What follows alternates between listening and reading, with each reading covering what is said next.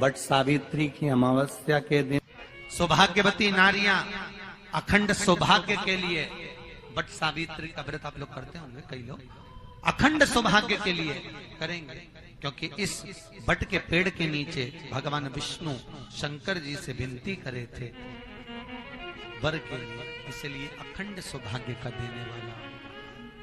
दिल से बताना, जितनी सौभाग्यवती माताएं होती हैं ये संक्रांति पर भी 13 चीजें दान करती हैं, 14 चीजें दान करती हैं। बीच में कोई 16 सोमवार का उद्यापन करेंगी तो भी सुहाग की सामग्री देंगी, उद्यापन करेंगी तो भी सुहाग की सामग्री देंगी, कोई कार्य करेंगी तो भी सौभाग्य की सामग्री देंगी। सौभाग्य की सामग्री का दान क्यों किया जाए? सौभाग्य सूचक वस्तुओं का दान क्यों किया जाए? सौभाग्य की वस्तुएं क्यों प्रदान करी जाती है, क्यों दी जाती है? उसका कारण क्या है?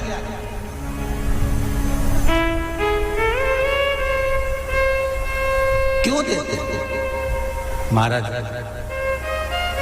भारत की भूमि की सौभाग्यवती माताओं का एक मन की अभिलाषा रहती है, भारत की भूमि की माताओं की एक अभिलाषा रहती है कि जब उसके प्राण छूटे तो अखंड सौभाग्य धारण करके पति के कंधे पर और पुत्र के कंधे पर शमशान कर।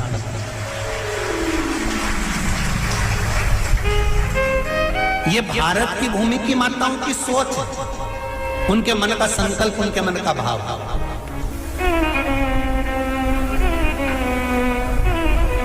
क्यों देते हैं चूड़ी का दान, क्यों देते हैं बिंदी का दान, क्यों देते हैं अखंड सौभाग्य का दान? किस महाराज?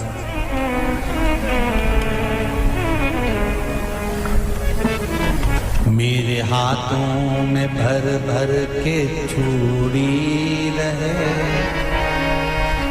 मेरे हाथों में भर भर के चूड़ी, और मैया कोई काम नहीं, मेरे मस्तक पे चमकती चूनर रहे, मेरे मस्तक पे चमकती चूनर रहे, और मैया कोई काम नहीं,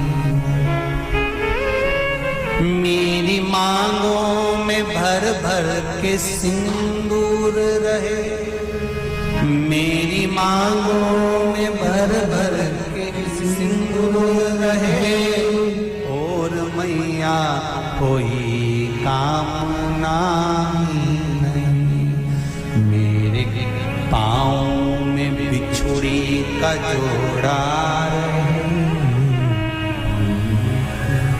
एक बिछुड़ी नहीं, कितनी?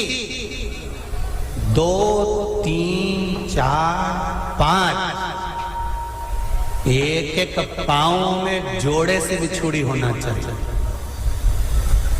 केवल एक नहीं, सिंगल नहीं। वो तो आजकल का फैशन हो गया महाराज, जो केवल एक बिछुड़ी धारण कर लो उसी में फैशन दिखे। शिव महापुराण की कथा कहती है, जब बेटी को विदा करा जाता है और पहली बार बेटी के पांव में जब बिछुड़ी डाली जाती है तो वो बिछुड़ी भी अलग अलग नहीं होती, उस बिछुड़ी के जोड़ को चेन से एक दूसरे से बंधा हुआ होता। बोला सही है कि गलत? जितने आसपास चैनल पर कथा सुन रहे हैं, जितने फेसबुक पर सुन रहे हैं, यूट्यूब पर सुन रहे हैं, सुन लेना कि मेरे भारत की माताओं का जब पाणी ग्रहण संस्कार किसी बेटी का होता है, उसके पांव में जब पहली बार बिछुड़ा पिनाया जाता है, बिछुड़ी पिनाई जाती है, तो वो बिछुड़ी भी एक दूसरे से बंधी हुई होती है, चेन से बंधी हुई होती है। उसको अलग अलग वाली बिछुड़ी शादी के मंडप में नहीं पिनाई जाती। क्यों?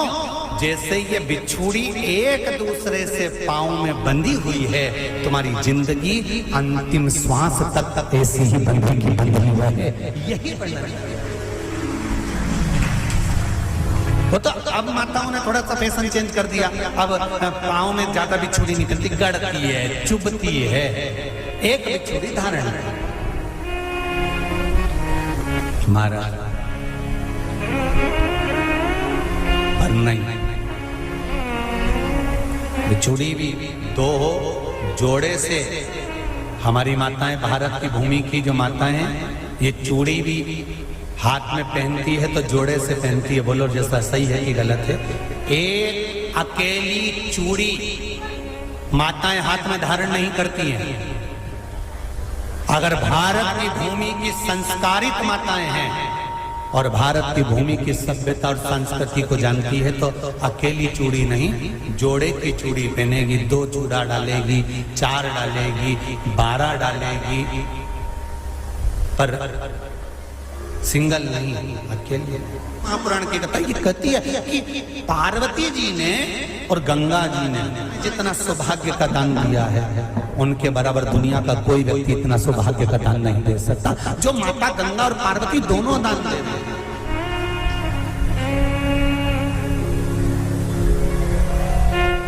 प्रतिदिन दे रहे हैं। और अब तो फैशन आ गया, तुम लोगों जो सौभाग्य का दान देते हो प्लास्टिक की डलिया में देते हो।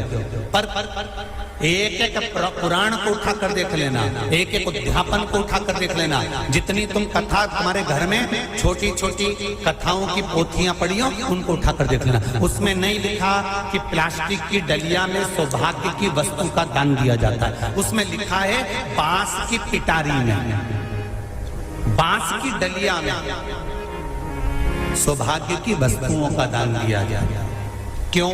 क्योंकि बांस वंश की वृद्धि करता है, बांस सौभाग्य की वृद्धि करता है, और बांस अखंड सौभाग्य। जैसे बांस का पौधा बढ़ते चले जाता है, बढ़ते चले जाता है, उसी तरह बांस की डलिया में जब दान दिया जाता है, बांस की टोकनी में जब दान दिया जाता है, तो ये भाव रखा जाता है कि तुम्हारा सौभाग्य ऐसे ही बढ़ता रहे। पर अब थोड़ा सा फैशन चेंज हो गया तो प्लास्टिक की डलिया, पर प्लास्टिक की नहीं। बहुत ध्यान देना जरा, शिव महापुराण की कथा चल रही है। संपूर्ण देशवासियों की मेरी माताओं से निवेदन है, मेरे इन भाइयों से निवेदन है, उसको जरा ध्यान से सुनना। व्रत पढ़ते हैं ये किसी दूसरे के नहीं है। तीज का व्रत माता पार्वती का, छठ का व्रत माता पार्वती का, चतुर्थी का व्रत माता पार्वती का, ये सारे व्रतों की शुरुआत गंगा और पार्वती ने अपने बल से। माता सिंदूर भर रही हैं, मांग में सिंदूरा भरा जा रहा है, मांग में कंकु भरा जा रहा है, मांग में सिंदूर भरा जा रहा है, और वो सिंदूर नाक पर गिरता है। वो सिंदूर नासिका पर गिर गया तो कहते हैं कि कोई काल आने वाला था पति के ऊपर, वो काल टल गया और नाक पर सिंदूर आया तो नारी का सौभाग्य और अखंड हो गया। ये शास्त्र कह रहा। और सिंदूर भरते समय वही सिंदूर अगर भूमि पर गिर गया तो, अब देखिए जरा, देवी भागवत को उठाकर पढ़िएगा। वो सिंदूर जो मांग में भरा जा रहा है और नाक पर गिर गया तो शुभ होगा, पति की उम्र बढ़ाएगा, घर में बच्चों का विवाह होने वाला होगा, कोई अच्छी सूचना आने वाली होगी। मांग में भरने वाला सिंदूर नाक पर आकर गिरता है तो कोई सूचना अच्छी मिलने वाली होती है, कोई बंधन कटने वाला होता है, कुछ अच्छा हमारे परिवार में होने वाला होता है, पति की उम्र बढ़ने वाली होती है, कोई रोग आने वाला था वो कट रहा होता है। और वही सिंदूर अगर भूमि पर मांग में भरते समय गिर जाता है तो समझ लो कि कुछ ना कुछ ऐसा काम होने वाला है कि मेरी आंख में आंसू आएंगे। वो निश्चित है, वो निश्चित है। चाहे वो किसी प्रॉपर्टी के चक्कर में हो, परिवार के चक्कर में हो, नातों के चक्कर में हो, पुत्रों के चक्कर में हो, बेटियों के चक्कर में हो, पति के चक्कर में हो, रिश्तेदारों के चक्कर में हो, कुटुंब मायका ससुराल के चक्कर में हो, पर निश्चित है कि नेत्र में जल जरूर आएगा। ये निश्चित था, क्योंकि भूमि पर वो सिंदूर अगर नाक पर गिरा है तो शुभ है, पर वही सिंदूर अगर भूमि पर गिरा है तो वो अशुभ है। आप किसी देवी मंदिर में दर्शन करने के लिए गए,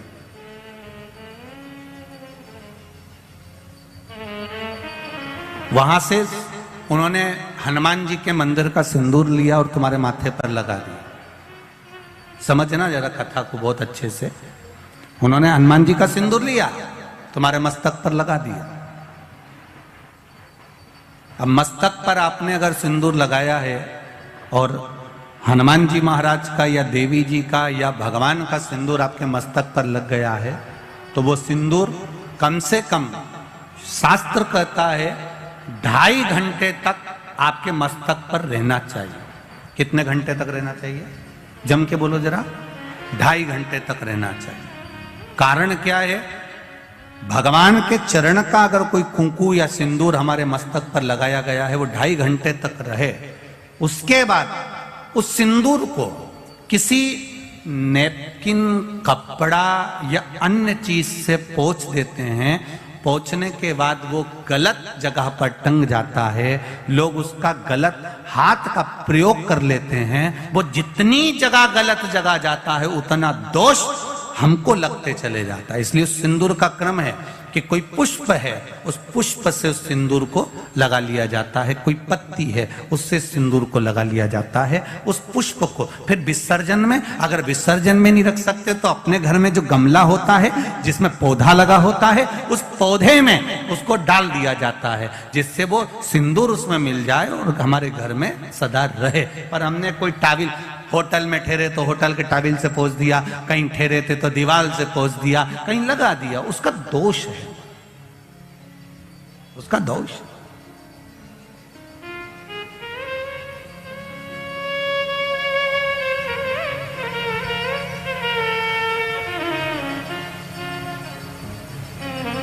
कितना सुंदर बात कहा गया है। नारी मस्तक पर मांग में सिंदूर भर रही है, नाक पर गिरा शुभ है, जमीन पर गिरा शुभ है। जमीन पर गिरा वो शुभ है, पर मांग का सिंदूर नाक पर आया। इसलिए आज भी बिहार में, जो लोग राजस्थान में, बिहार में, मारवाड़ में इधर उधर अगर आप लोग जाते होंगे तो जब कई बार आपने देखा होगा, आप जाइए जरा कहीं योग लगे तो दादी रानी सती के मंदिर पर जाइए, या आप कहीं झुंझुन जाइए, कहीं आप बिहार साइड, उत्तर प्रदेश साइड में जाएंगे तो माताएं जब मांग भरती है, जब वो छठ की पूजन करती है, कोई बड़ी पूजन करती है, तो सिंदूर थोड़ा सा नाक पर लगाकर सिर तक लेकर जाती है। चाहे बंगाल साइड में चले जाओ, चाहे आप यूपी में, चाहे बिहार में चले जाओ, नासिका पर सिंदूर का भाव हो जाता। क्या चाहती हो? आज आपके मस्तक पर सिंदूरा देखा है, मांग भरी देखी है। ये मांग का जो नियम है, ये यहां से लेकर यहां तक भरने का है, ये कहां से प्रकट हुआ है? इसकी प्रागट्यता केवल मांग में ही क्यों सिंदूरा भरा जाता है उसकी। और मांग भी सीधी भी होती है, किसी की आड़ी टेढ़ी भी होती है, अर्थात उसमें कहीं ना कहीं बल थोड़ा सा रह ही जाता है। ये नाग लक्ष्मी ने जो मांगा था माता लक्ष्मी से कि मेरी मांग का जो सिंदूर है ये अमर हो, उसका भाव प्रकट कर। लक्ष्मी जी बोली अमर करने का तो केवल एक ही तरीका है कि तुम्हारे पति को विरक्ति उत्पन्न होना चाहिए। क्या उत्पन्न होना चाहिए? विरक्ति। अब पत्नी कहे अभी तो विवाह हुआ और क्यों विरक्ति उत्पन्न कर दो? विरक्ति उत्पन्न करना है। हां, कैसी विरक्ति? आप में से मोह हटे, परिवार में से मोह हटे। और जब परिवार में से, आप में से मोह हटेगा, आप में से, परिवार में से मोह हटेगा, जब मोह हट जाएगा तो तुम्हारा पति नारायण की सेवा में लग जाएगा। नारायण की सेवा में लग गया, जो भगवान की सेवा में लग गया वो अमर हो गया। भले आप देखना, फिर वही वाली बात आ गई, एक होता है व्यक्ति, एक होता है व्यक्तित्ववान। दो होते। कौन कौन होते? एक व्यक्ति, एक व्यक्तित्ववान। एक व्यक्ति होता है और एक व्यक्तित्ववान होता है। व्यक्ति मरता है, उसको कोई याद नहीं करता, 13 दिन के बाद सब भूल जाता है। पर व्यक्तित्ववान जब मरता है उसको सब याद करते हैं कि व्यक्तित्ववान व्यक्ति मर गया। भजन करने वाला, नाम जाप करने वाला, नाम स्मरण करने वाला, नाम कीर्तन करने वाला, भगवत भक्ति में डूबने वाला, ये मर गया। तो भगवान की भक्ति में जो डूब गया वो अमर ही तो हो गया। स्त्री को हल्के में ले लेना, पर उसके मांग के सिंदूर को हल्के में मत लेना। उसके मांग के सिंदूर में वो बल होता। महाराज, जब स्त्री हाथ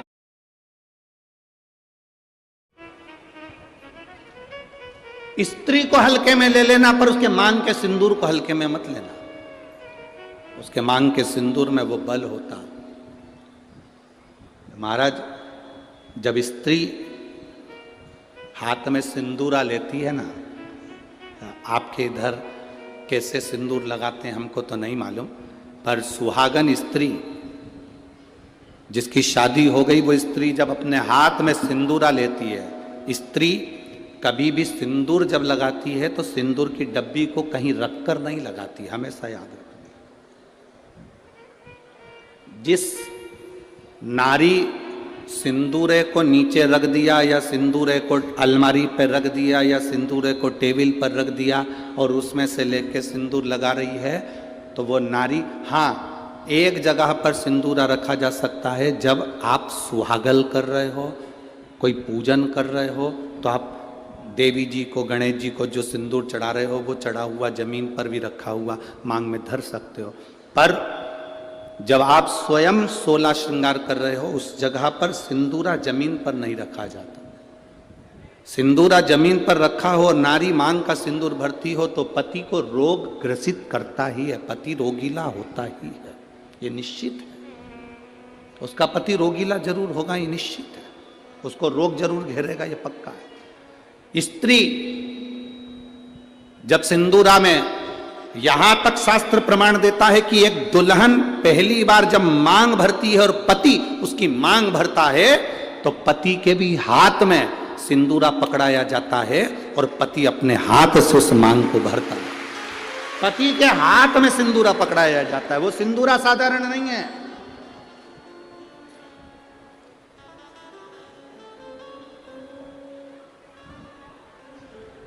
आप में से कोई ऐसी आलसन हो सकती हैं, कोई ना कोई ऐसे आलसी हो सकते हैं कि ड्रॉज खोली, उसमें रखा था, उसी में से निकाल के और भर ली और उसी में रख दिया। ऐसी कहीं कहीं की मिस इंडिया हो सकती है, ऐसी कहीं कहीं की। पर मेरा विश्वास कहता है, भिंड जिले की तो नहीं कह सकता कि ऐसी होगी। भिंड जिले की जितनी होंगी हाथ में सिंदूरा लेकर सिर पर मांग भरने वाली ही होगी। सिंदूरा हाथ में लेकर, तो स्त्री को हल्के में ले लो पर उसके सिंदूर को हल्के में नहीं ले सकते। सिंदूर में वो बल होता।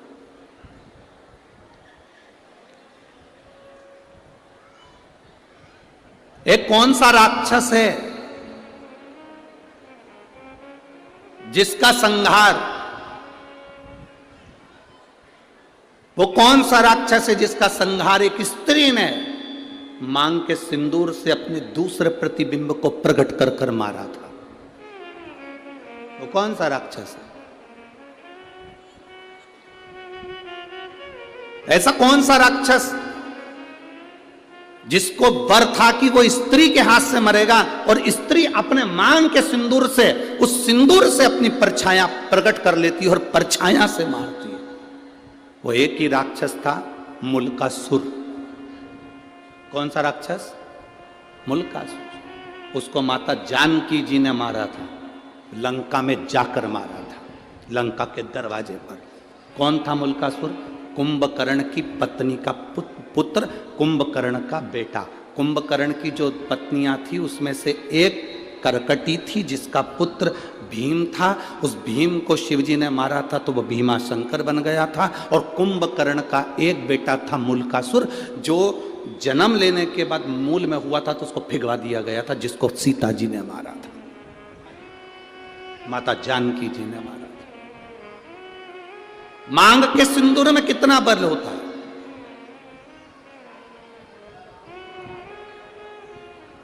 मांग के सिंदूर में कितनी तेजता होती है, कितना बल होता है, ये स्त्री जाने। स्त्री आज के जमाने में तो ऐसी पेंसिल आ जाती है, वह पेंसिल से ऐसी लाइन लाइन खींच लेती है और पेंसिल से लाइन खींचा और काम खत्म, बस।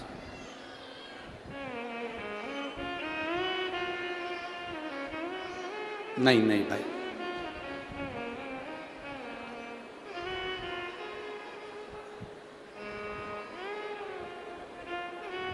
आप में से आप लोगों ने देखा कि नहीं देखा, बड़े बड़े घर के लोग भले मांग भरने में संकोच करें, सिंदूर लगाने में संकोच करें, पर तुम्हारे यहाँ पर कोई काम करने वाली आई हो ना, तुम्हारे यहाँ कोई बर्तन मांजने वाली आई हो, वजन ढोने वाली, ईंट रखने वाली, फावड़ा गेती रखने वाली, रेत भरने वाली, वो काम करने वाली स्त्री को देखना। एक पैसे वाले के यहाँ की नारी भले मांग भरने में संकोच कर सकती है, पर एक गरीब स्त्री कभी मांग भरने में संकोच नहीं करती, वो मांग भर कर चलती है।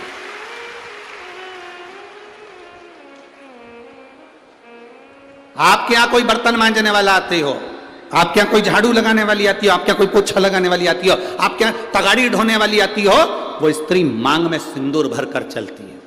बोलो जी आप लोगों ने देखा है कि नहीं देखा, ईमानदारी से बोलना हो। कथा ऐसे नहीं चलती कि महाराज ने बोल दिया तुमने स्वीकार कर लिया, तुम तो दिल से बोलो कि तुमने देखा कि नहीं देखा।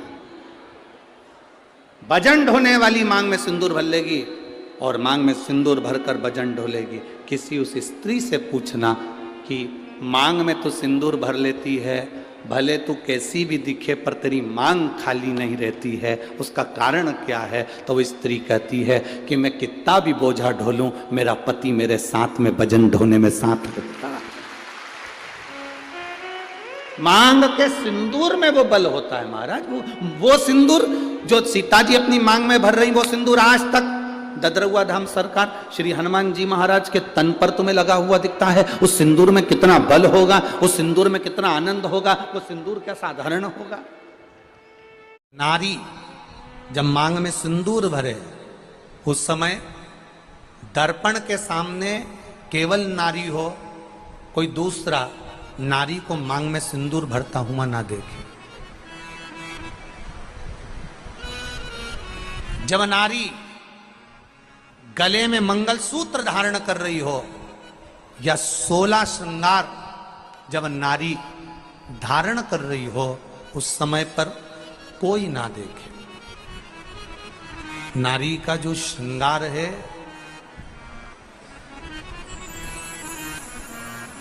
एक विवाह के समय पर और एक मृत्यु के समय पर। सौभाग्यवती नारी का श्रृंगार 2 जगह पर भले सर्व रूप में देखा जा सकता है, क्योंकि बाराती सब बैठे रहते हैं और दूल्हा मांग भरता है, बाराती सब बैठे रहते हैं और दूल्हा मंगलसूत्र पहनाता है, सब लोग बैठे रहते हैं और पांव में बिछुड़ी दबाई जाती है, सब बैठे हुए हैं, मांग का सिंदूर भरा रहा। और एक अखंड सौभाग्यवती नारी जब जाती है, तब सबके सामने सब खड़े हैं और पति अपनी पत्नी को मांग में सिंदूर भरकर आखिरी में भेज देता है। 16 श्रृंगार में नारी के हाथ की चूड़ी का कलर अलग हो सकता है, चूड़ी की डिजाइन अलग हो सकती है, चूड़ी अलग हो सकती है, चूड़ी महंगी सस्ती हो सकती है, मंगलसूत्र की कीमत ऊंची नीची हो सकती है, पांव की बिछुड़ी की कीमत ऊंची नीची हो सकती है, कान के कुंडल की कीमत ऊंची नीची हो सकती है। तुम्हारे शरीर पर जितने जितने 16 श्रृंगार हैं, उसकी कीमत ऊंची नीची हो सकती है। केवल मंगलसूत्र की डिजाइन बदल सकती है, नाक की लौंग की डिजाइन बदल सकती है, कान के बुंदे की डिजाइन बदल सकती है, हाथ की चूड़ी की डिजाइन बदल सकती है, पांव की पायल की डिजाइन बदल सकती है। केवल नारी के 16 श्रृंगार में एक श्रृंगार ऐसा है जिसकी कीमत जो पहले थी वही कीमत आज तक है और उसकी डिजाइन आज तक नहीं बदली। वो मांग का सिंदूर है, एक जैसी डिजाइन है और एक जैसी कीमत है। सारे श्रृंगार की कीमत अलग, पर मांग में जो सिंदूर डाला जाता है वो एक कीमत का होता है, एक डिजाइन का होता है और एक जैसा होता है, और वो सबसे भारी होता है। सावित्री यमराज से कह रही है मेरे पति को छोड़ दो। यमराज कह रहा है सावित्री तेरा पति मर चुका है, मांग के सिंदूर को पोंछ दे। सावित्री कहती है पूरा श्रृंगार उतार दूंगी पर मांग का सिंदूर नहीं पूछने दूंगी। तब यमराज ने कहा जब तक तू मेरे मांग का अपनी मांग का सिंदूर नहीं उतारती तब तक तू मेरे पास नहीं आ सकती।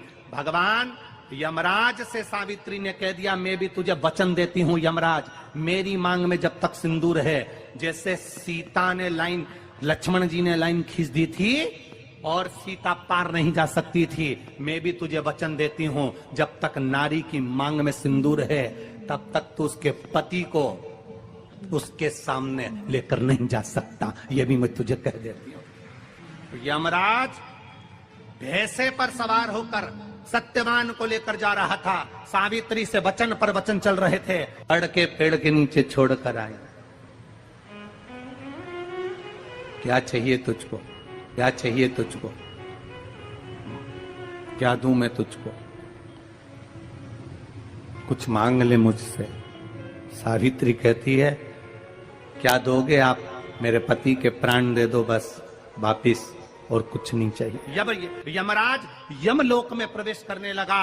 मांग के सिंदूर में से थोड़ा सा सिंदूर सावित्री ने केवल हाथ में लेकर अपनी बिंदी पर जो लगाया, सत्यवान को लेकर यमराज अंदर नहीं जा पाया। बाहर खड़े होकर कहता है मांग ले, मैं तुझे एक वचन नहीं, तू बोले तो मैं 2 वचन दे देता हूं, तू बोले तो मैं 3 वचन दे देता हूं, तू मांग क्या चाहिए। तब सावित्री ने कहा देना चाहते हो, हाँ। अब यमराज को लगा कि लालच में पड़ गई सावित्री।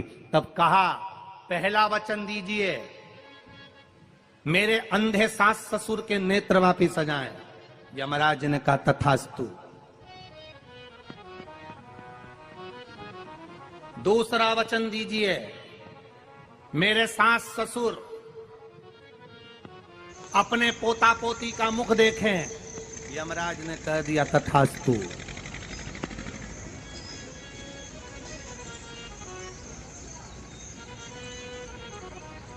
जाओ। यमराज जाने लगे, फिर आग जलने लगे, कहने लगे अब मैं अंदर क्यों नहीं जा पा रहा हूं। सावित्री कहती है तुमने वर दिया है मेरे सास ससुर पोता पोती का मुख देखें, उनके बेटे को तुम ले जाओगे तो पोता पोती कहां से होगा, छोड़कर जाओ। भगवान की कृपा देखिए, भगवान विष्णु स्वयं बोल रहे हैं आप करुणा करिए। तो शंकर भगवान ने कहा क्या चाहते हो नारायण। नारायण कहते हैं ये ब्रह्मा का जो कटा हुआ सिर है इसके ऊपर कुछ कृपा कर दो। भगवान शिव ने कहा अगर आप बोलते हो तो ब्रह्मा का जो झूठ बोला हुआ कटा हुआ सर है, भगवान शंकर कहते हैं इससे बड़का पेड़ उत्पन्न होगा, बट वृक्ष। इस पेड़ के नीचे सौभाग्यवती स्त्रियां अपने सौभाग्य के लिए पूजन करेंगी। इस पेड़ के नीचे कोई देवता नहीं, केवल मैं पूजाऊंगा। पूर्वजों के लिए, पितरों के लिए इस पेड़ के नीचे पूजन करी जाए। और मेरा एक नाम इसी वृक्ष के नीचे मैं विराजमान होऊंगा तो वटकेश्वर महादेव के रूप में पूजाऊंगा। कौन से महादेव? वटकेश्वर। जिसका अदालत में कोई कार्य चल रहा हो, प्रशासनिक कोई कार्यवाही हो, केस निपट नहीं रहा हो, तो बड़ के पत्ते के ऊपर शंकर का एक बालू का शिवलिंग बनाइए और बालू का शिवलिंग बनाकर उसकी पूजन करिए। बड़ के पेड़ के नीचे वटकेश्वर महादेव के नाम से उसकी पूजन करें। 2 दही चढ़ाओ, उसी दही को, चढ़े हुए दही को चम्मच में निकाल कर लिया, उसको किसी वस्त्र पर लगा लो, कोई रुमाल आदि पर, और जो अदालत में जा रहे हो किसी कार्रवाई के लिए और अपने पक्ष में अगर निर्णय नहीं आ रहा तो उसको जेब में रखकर लेकर चले जाइए, आपके पक्ष में वो जवाब आ जाएगा। बहुत दिनों से अगर कोई फाइल अटकी हुई है, कोई प्रशासन में कोई जमीन, कोई जायदाद कोई अटकी हुई है, नहीं हो रहा, तो वटकेश्वर महादेव का पूजन करना प्रारंभ करें। कौन से महादेव? वटकेश्वर, जो बड़ के पेड़ के नीचे विराजमान होते हैं, वट वृक्ष के नीचे जो विराजित है, वटकेश्वर महाराज।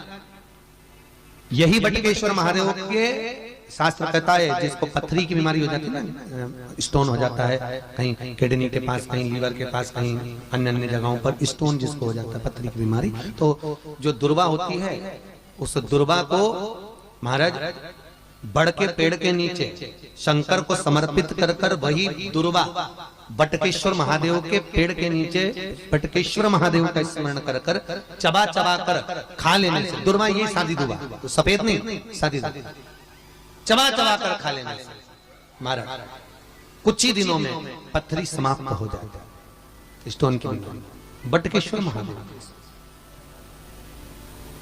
भगवान बटकेश्वर का स्मरण करिए।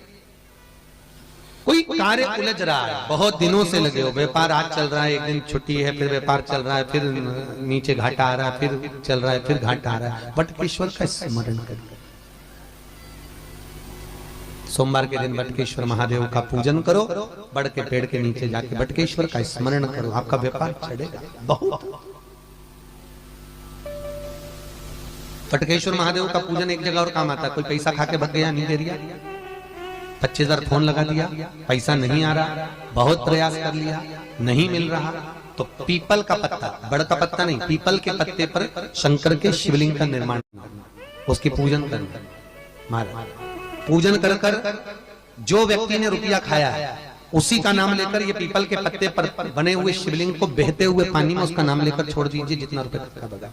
मात्र 4 महीना भी शांति से नहीं बैठ सकता, वो आपका पैसा लौटा कर वापस जाएगा, पांव पड़ कर जाएगा कि ये रुपया पकड़ भाई, रुकने नहीं जाते। बटकेश्वर महादेव स्वयं बड़ का जो पेड़ होता है, आप कभी बड़ के पेड़ के नीचे कभी जाकर बैठना, ऐसा लगता है जैसे वीराने जैसा, रुकने नहीं देते, गया हुआ पैसा भी वापस। बटकेश्वर महादेव का स्मरण चित्तवृत्ति में सुख का अनुभव करा। एक बार दोनों हाथ उठाकर प्रेम से बोलेंगे, बोले बटकेश्वर महादेव की हर हर। भगवान शंकर बटकेश्वर महादेव के रूप में विराजमान।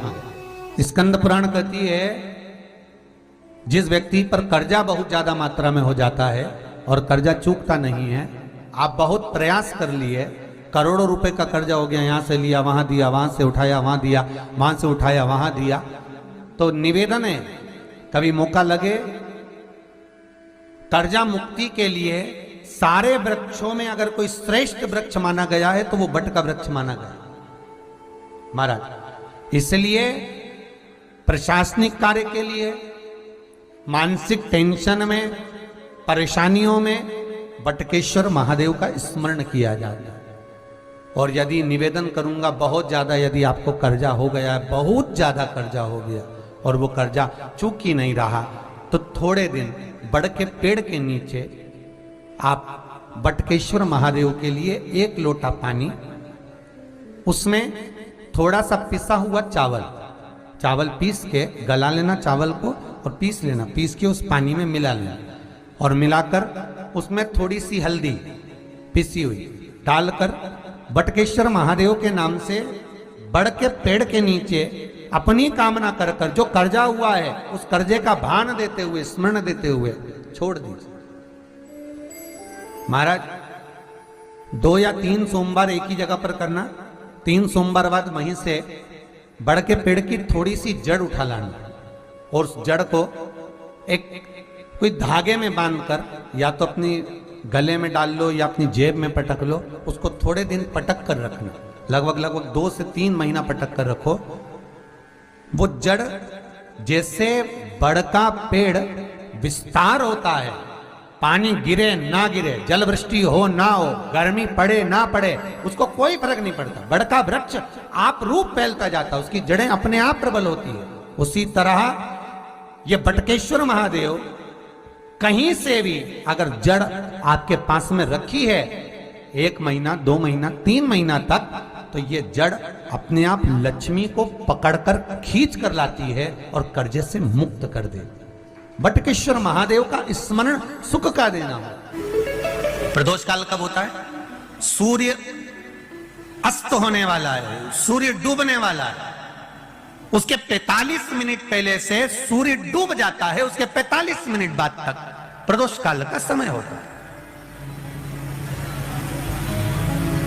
शिव जी के भ्रमण का समय क्या है? यही प्रदोष। प्रतिदिन मेरे देवादिदेव महादेव भ्रमण पर निकलते, प्रतिदिन।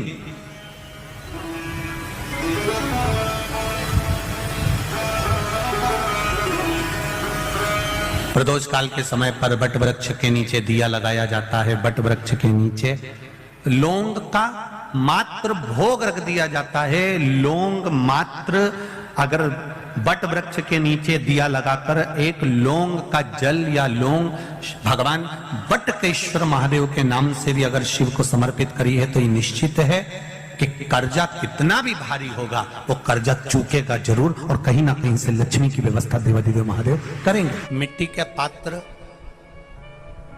उस मिट्टी के पात्र के ऊपर एक तांबे का पात्र। अब जरा माताएं बड़ा ध्यान लगाकर सुनिएगा, कथा चूके ना। आपको 10 जगह जाकर सिर नवाने की जरूरत ना पड़े, एक महादेव के चरणों से ही आपका आनंद सुख प्राप्त हो जाए। एक मट्टी का पात्र, और मट्टी का अगर कोई कलश है छोटा सा, उस कलश के ऊपर तांबे का कलश।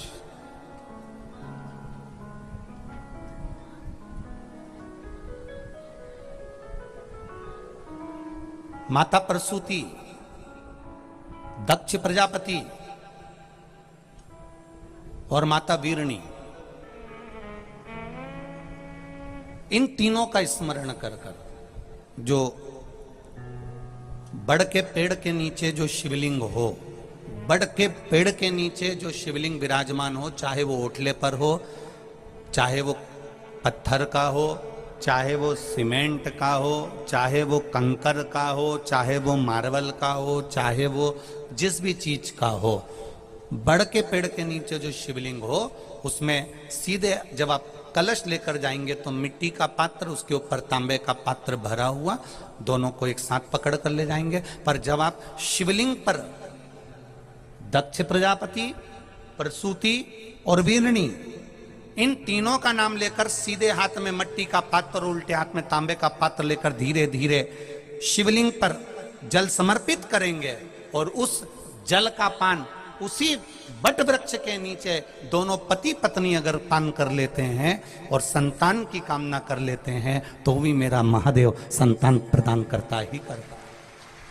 व्यक्ति के जीवन में जब कर्जा बढ़ता है, कहीं कोई व्यक्ति को धन दिया, पैसा दिया और वो पैसा लौट कर नहीं आता, तब बटकेश्वर महादेव का पूजन किया जाता। कोई व्यापारी धन खाकर भग गया, पैसा खाकर लेकर भग गया, नहीं दे रहा है, कहीं कर्जा बढ़ते चले जा रहा है, तब बटकेश्वर महादेव का पूजन किया जाता है।